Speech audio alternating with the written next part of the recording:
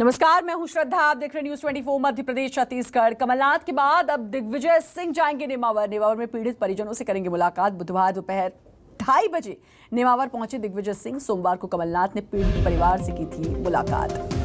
तो अब दिग्विजय सिंह भी नेमावर जाएंगे। इससे पहले आपको बता दें, पूर्व मुख्यमंत्री कमलनाथ नेमावर गए थे। 5-5 लाख के मुआवजे का ऐलान भी किया था उन्होंने कांग्रेस की तरफ से। और अब बुधवार दोपहर 2:30 बजे दिग्विजय सिंह भी नेमावर जाएंगे। नेमावर जहां 5 आदिवासियों की हत्या हुई थी और अब इसी पूरे मामले में सियासत भी चरम पर है।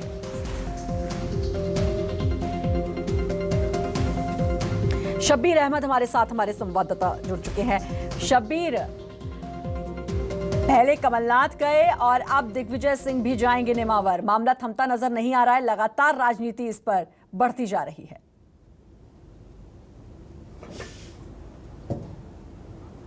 बिल्कुल, जब से इस मामले का खुलासा हुआ तब से इसमें चाहे आदिवासी संगठन हो या फिर कांग्रेस जो विपक्षी दल है मध्य प्रदेश की, वो लगातार इस मुद्दे को उठा रहे हैं और ये कह सकते हैं सियासत भी करते हुए नजर आ रहे हैं। कल कमलनाथ गए थे और 5-5 लाख रुपए का ऐलान भी करा था, पीड़ित परिवार से मुलाकात भी करी थी और पूरे घटनाक्रम को जानने की कोशिश करी थी कि किस तरीके से 1.5 महीने तक लापता रहा एक आदिवासी परिवार, 5 लोग लापता रहे और किस तरीके से जो है पुलिस की मदद नहीं मिली। और उन सब के बीच अब पूर्व मुख्यमंत्री दिग्विजय सिंह भी कल पहुंचेंगे।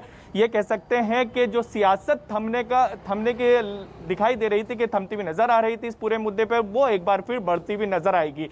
इस मामले पर कई पेच हैं जिसको लेकर लगातार सवाल उठ रहे हैं। कांग्रेस लगातार ये आरोप लगा रही है कि जो आरोपी है सुरेंद्र, इसमें मुख्य आरोपी है जो रूपाली का ये बताया जा रहा है कि उसका अफेयर था। इस मामले को लेकर कांग्रेस ये आरोप लगाती रही है कि सुरेंद्र को पुलिस बचा रही थी क्योंकि उसके ऊपर राजनीतिक संरक्षण था।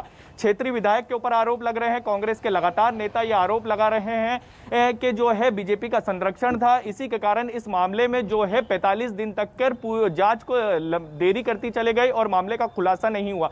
मध्य प्रदेश में आदिवासी कितने जरूरी हैं, इसका अंदाजा इसी से लगाया जा सकता है कि मध्य प्रदेश में 20% आबादी जो है वो आदिवासियों की है और 2018 में जो कांग्रेस की सत्ता वापसी हुई थी वो आदिवासियों के कारण नहीं हुई थी। 47 में से 29 सीटें जो है कांग्रेस ने जीती थी, मात्र 16 सीटों पर बीजेपी को जीत मिली थी। और यही वजह है कि कांग्रेस इस मुद्दे को लगातार उठाने की कोशिश कर रही है कि आदिवासियों का जो रुख 2019 लोकसभा में हम देखने को मिला था कि आदिवासियों बीजेपी को वोट करा था और तमाम जितने भी आदिवासी सीट थी वहां पर बीजेपी के सांसद जीते थे। और यही वजह है कि कांग्रेस इस मुद्दे को भुनाने की कोशिश कर रही है।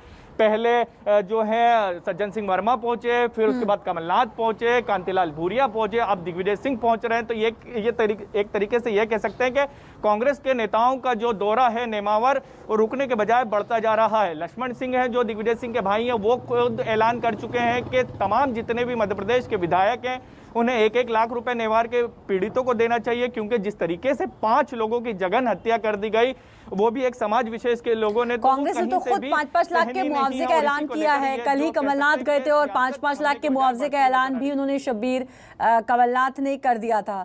तो कांग्रेस कुल मिलाकर अब जो पीड़ित परिवार है उसकी सिंपैथी भी कांग्रेस को मिलेगी, जाहिर है, क्योंकि कांग्रेस की तरफ से बार बार वहां पर दौरे भी हो रहे हैं, बार बार वहां पर कांग्रेस के दिग्गज भी जा रहे हैं।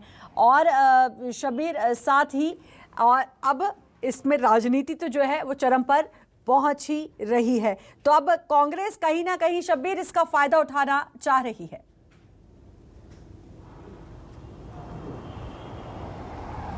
बिल्कुल, कांग्रेस इसका एकदम सियासी फायदा उठाना चाह रही है, क्योंकि जिस क्षेत्र में ये हत्या हुई है नेमावर की ही बात कर लूं तो नेमावर में तकरीबन नेमावर विधानसभा में 3 लाख के आसपास वोटर है उस विधानसभा में, उसमें से 60,000 जो हैं आदिवासी हैं और आदिवासी ही वहां की जो है ये जीत तय करते हैं कि सत्ता किसके हाथ में मिलेगी, जीत किसे मिलेगी। और इसी को लेकर कांग्रेस जानती है कि आसपास के इलाके की बात की जाए तो वो भी आदिवासी बहुल है, चाहे बागली सीट की बात करें या देवास की सीट की बात, देवास के आसपास की सीटों की बात करें या फिर नेमावर की सीट की बात करें जो खातेगांव सीट आती है।